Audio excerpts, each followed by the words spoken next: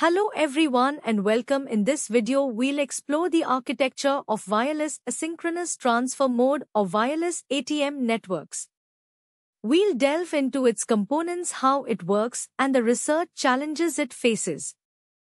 Wireless ATM is essentially an extension of the traditional asynchronous transfer mode technology but designed specifically for wireless environments. It aims to provide high-speed data transfer and low latency similar to wired ATM networks. WATM is designed to efficiently handle voice, video, and data, making it suitable for multimedia applications. The wireless ATM network consists of three main components. These are the mobile terminals, which are the wireless devices themselves.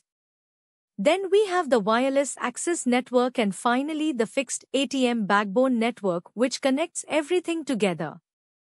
Mobile terminals are the wireless devices that users interact with, such as laptops, mobile phones, tablets, and PDAs. These devices are equipped to support ATM-based communication, allowing them to connect to the network wirelessly through a base station. The wireless access network acts as a crucial bridge connecting the mobile terminals to the fixed ATM backbone. It includes base stations which manage the wireless connections with the mobile terminals and mobile ATM switches which handle handover, bandwidth allocation, and quality of service in the wireless environment. The fixed ATM backbone network is the traditional wired ATM network that forms the core of the system. It connects to external networks like the public switched telephone network or PSTN and the Internet. This backbone provides high-speed switching and ensures end-to-end quality of service. Let's take a look at how wireless ATM works. First, data is transmitted in the form of ATM cells, which are fixed-size data packets from the mobile terminals to the base station.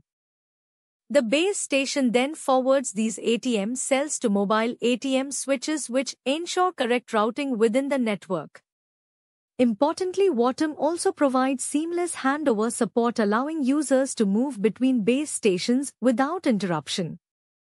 One of the key goals of wireless ATM is to maintain quality of service guarantees even in the challenging wireless environment.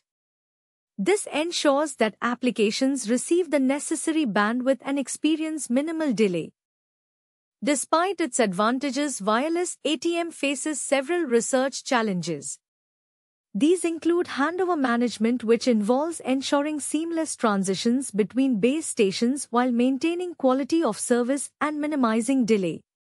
Another challenge is guaranteeing quality of service itself, as wireless networks are prone to signal fading, interference, and congestion, making it difficult to provide the same level of QoS as wired networks. Further research challenges include bandwidth allocation, as wireless channels have limited bandwidth compared to wired networks, requiring efficient allocation strategies. Security and authentication are also critical, as wireless networks are more vulnerable to attacks, necessitating strong encryption and authentication mechanisms. Finally, power consumption is a major concern for mobile devices, requiring the design of power-efficient communication protocols. In conclusion, wireless ATM combines the benefits of high-speed ATM technology with the flexibility of mobility. However, it faces significant challenges related to handover delays, quality of service, maintenance, bandwidth limitations, security risks, and power consumption.